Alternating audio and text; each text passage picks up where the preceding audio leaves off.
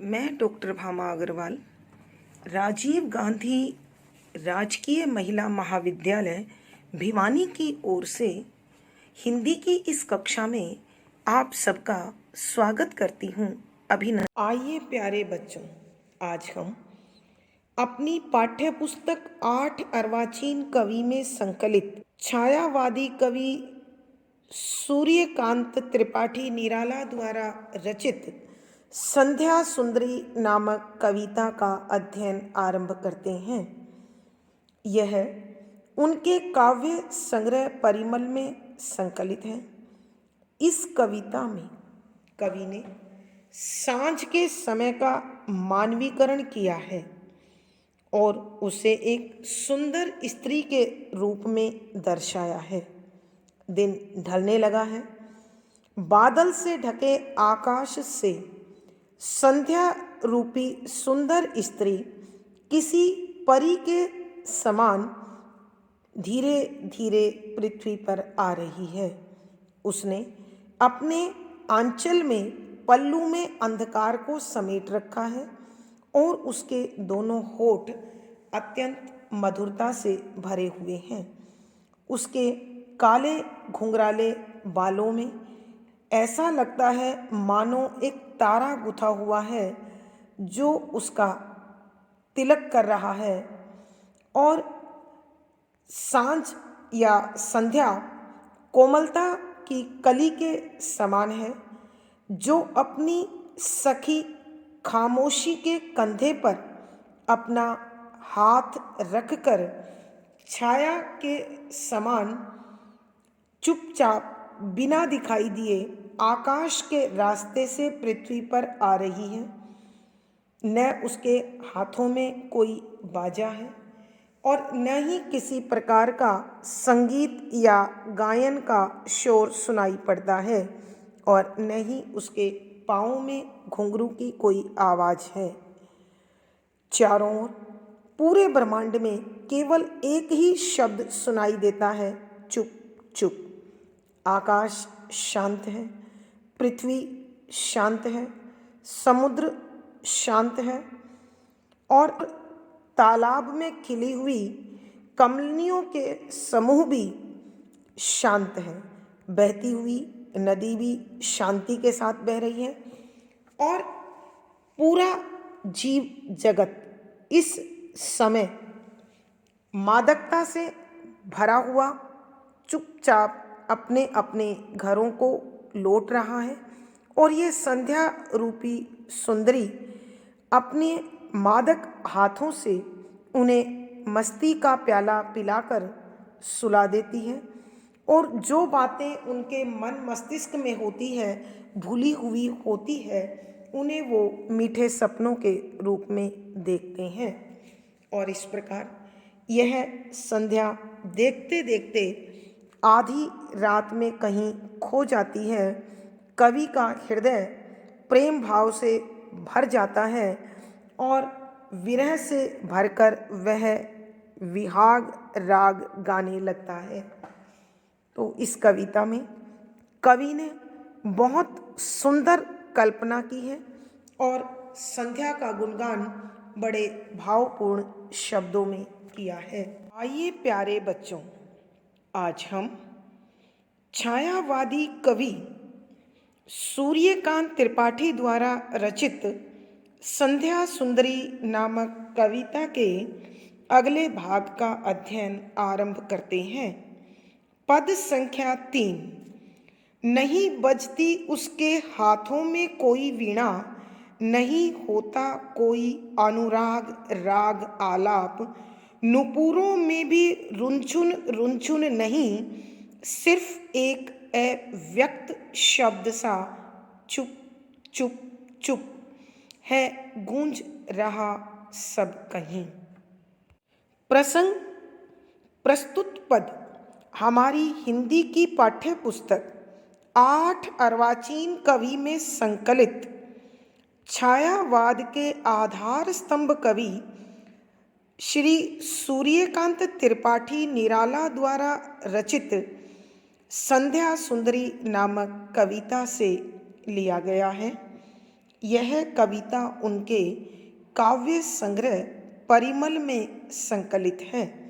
संदर्भ: इस कविता में कवि ने श्याम का मानवीकरण किया है और उसे एक सुंदर स्त्री के रूप में चित्रित किया गया है।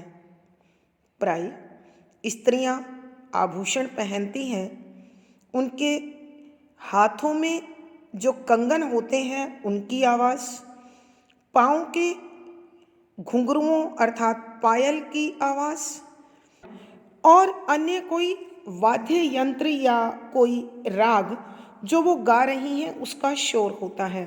लेकिन इस संध्या रूपी सुंदरी का स्वरूप कुछ अलग तरह का चित्रित करते हुए कवि कहते हैं कि व्याख्या: शब्दों के अर्थ आवश्यकता के अनुसार पंक्ति में होंगे। नहीं बजती उसके हाथों में कोई वीणा, वीणा यानी सितार आदि वाद्य यंत्र, कि इस संध्या रूपी सुंदरी के हाथों में कोई ऐसा वाद्य यंत्र नहीं है, कोई सितार अथवा वीणा नहीं है जो बज रही हो, अर्थात उसमें किसी प्रकार की कोई ध्वनि हो। संध्या का आगमन पृथ्वी पर हो गया, लेकिन वहाँ कोई संगीतात्मकता, कोई वाद्य यंत्र की आवाज़ सुनाई नहीं देती।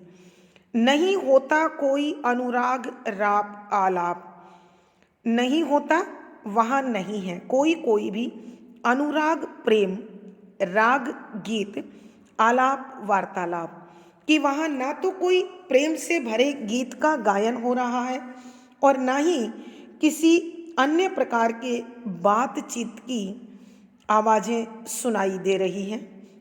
नुपुरों में भी रुनझुन नहीं, कि इस संध्या रूपी सुंदरी ने अपने पाँव में जो पायल पहनी हुई है वहाँ भी घुंघरुओं की आवाज़ नहीं है। सिर्फ केवल एक एक अव्यक्त, जिसे बताया नहीं जा सकता या जो बताया नहीं गया, शब्द शब्द, चुप चुप चुप, कि चारों ओर वातावरण में केवल एक ही शब्द गूंज रहा है, एक ही शब्द ध्वनित हो रहा है, सुनाई पड़ रहा है, और वो शब्द है चुप चुप चुप। कहने का अभिप्राय यह है कि इस संध्या सुंदरी के पृथ्वी पर आगमन के साथ ही चारों ओर शांत वातावरण बना हुआ है, एक सन्नाटा पसरा हुआ है, और जहाँ कहीं नजर जाती है वहाँ सिर्फ मौन ही मौन सुनाई पड़ रहा है। कहने का अभिप्राय अथवा भावार्थ यह है कि संध्या की बेला में प्राणी जगत, जीव जगत सब अपने अपने घरों की ओर लौटकर शांत हो जाते हैं, शांति की तलाश करने लगते हैं। विशेष यहाँ कवि ने सांझ का मानवीकरण कर उसे संध्या सुंदरी के रूप में दर्शाया है, चित्रित किया है। शुद्ध साहित्यिक खड़ी बोली का प्रयोग है, शांत रस प्रसाद गुण है, मुक्तक छंद और गे शैली है, अभिधा शब्द शक्ति है। इन पदों में उल्लेख, अनुप्रास, विरोधाभास, रूपक, उपमा, मानवीकरण आदि अलंकारों का सुंदर सटीक प्रयोग हुआ है। अगला पद देखिए बच्चों। व्योम मंडल में जगती तल में सोती शांत सरोवर पर उस अमल कमलनी दल में सौंदर्य गर्विता सरिता के अति विस्तृत वक्ष स्थल में धीर वीर गंभीर शिखर पर हिमगिरी अटल अचल में उत्ताल तरंगा घात प्रलय घन गर्जन जलधि प्रबल में क्षिति में जल में नभ में अग्नि अनिल में सिर्फ एक अव्यक्त शब्द सा चुप चुप चुप है गूंज रहा सब कहीं, और क्या है कुछ नहीं। प्रसंग पूर्ववत। संदर्भ इस पद में कवि ने श्याम का एक सुंदरी के रूप में आरोपण कर अति सुंदर काल्पनिक चित्र प्रस्तुत किया है और साथ ही उन्होंने यह बताने की कोशिश की है कि जब शाम ढलने लगती है और पृथ्वी पर उसका आगमन हो जाता है तो इस पूरी प्रकृति में, इस पूरी जगती में, सृष्टि में, ब्रह्मांड में केवल शांति दिखाई और सुनाई पड़ती है। उसी का वर्णन करते हुए कवि कहते हैं कि व्याख्या, शब्दों के अर्थ पंक्ति के साथ व्योम मंडल अर्थात अंतरिक्ष, आकाश में जगती तल पृथ्वी में, जैसा कि बच्चों आप जानते हैं आकाश मंडल, पृथ्वी मंडल, पाताल मंडल, इसलिए कवि ने यहाँ व्योम मंडल अंतरिक्ष के लिए, जगती तल पृथ्वी मंडल के लिए सोती सो रही है, शांत शांति के साथ, चुप्पी के साथ सरोवर तालाब पर ऊपर उस अमल माने निर्मल, शुद्ध, स्वच्छ, कमलिनी खिले हुए कमल के पत्ते, दल माने पत्ते, सौंदर्य सुंदरता, गर्विता गर्व से भरी हुई, सरिता नदी के अति अत्यधिक विस्तृत फैले हुए, वक्षस्थल हृदय स्थल यानी छाती में धीर धैर्य के साथ, वीर वीरता के साथ, गंभीर गंभीरता के साथ यानी शांति के साथ, शिखर चोटी पर ऊपर हिमगिरी हिमालय पर्वत, अटल जो स्थिर है, अचल जो चल नहीं सकता या वो भी स्थिर है, उत्ताल ऊंची ऊंची उछलती हुई, तरंगाघात, तरंग माने होता है लहर, आघात माने होता है एक दूसरे से टकराना, कि ऊंची उठती हुई समुद्र की वो लहरें जो एक दूसरे से विपरीत दिशा में आकर टकराती हैं, प्रलय प्रलयकारी, मृत्यु रूपी घन बादल, गर्जन गर्जना, जल्दी समुद्र, प्रबल शक्तिशाली, क्षिति पृथ्वी, जल पानी, नभ आकाश, अग्नि आग, अनिल हवा, सब जगह।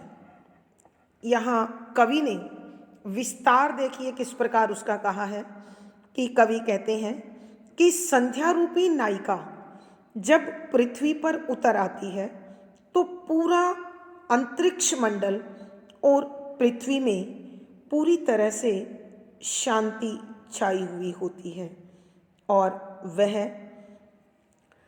किसी शांत तालाब के हृदय में उगे हुए कमल के फूलों के पत्तों पर बड़ी शांति के साथ सोती है।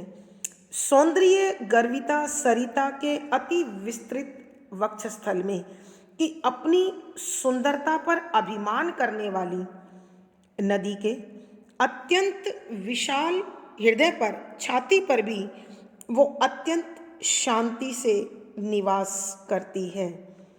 वह धैर्यवान, शक्तिशाली और गंभीरता से भरे स्थिर अटल हिमालय पर्वत की चोटियों पर भी उसका प्रसार होता है और समुद्र में जो विशाल लहरें एक दूसरे की विपरीत दिशा में आती हैं, उन बादलों की गर्जनें जो मृत्यु के समान शोर करती हैं, वहाँ भी शांति चुप्पी पसरी होती है।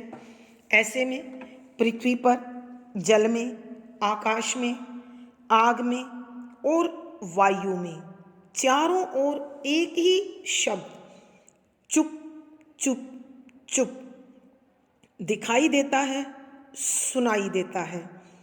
हर तरफ इन्हीं शब्दों का शोर गुंजायमान होता है और इस पृथ्वी पर इस मौन के सिवा न कुछ दिखाई देता है और न ही कुछ सुनाई देता है। कहने का भावार्थ यह है कि जो जो शाम ढलने लगती है तो चारों ओर शांति का वातावरण गहराता चला जाता है, फैलता चला जाता है। विशेष यहाँ कवि ने संध्या का सुंदरी के रूप में मानवीकरण करके उसका सजीव चित्रण किया है। शुद्ध साहित्यिक खड़ी बोली का प्रयोग है, शांत रस है, प्रसाद गुण है, दृश्य बिंब का प्रयोग हुआ है, छंद मुक्त पंक्तियां हैं, ये शैली और संगीतात्मकता बनी हुई है। यहाँ कवि ने इतने प्राकृतिक अवयवों का नाम लिया है तो उल्लेख अलंकार हैं, अनुप्रास, मानवीकरण, पदमैत्री, प्रश्न, रूपक आदि अलंकारों का सुंदर सटीक प्रयोग हुआ है। आशा है बच्चों आपको यह कविता अच्छी लगी होगी और समझ भी आ गई होगी। वीडियो को लाइक करें, शेयर करें और चैनल सब्सक्राइब करें। धन्यवाद बच्चों, आपका दिन और जीवन मंगलमय हो। इसी शुभकामना के साथ धन्यवाद।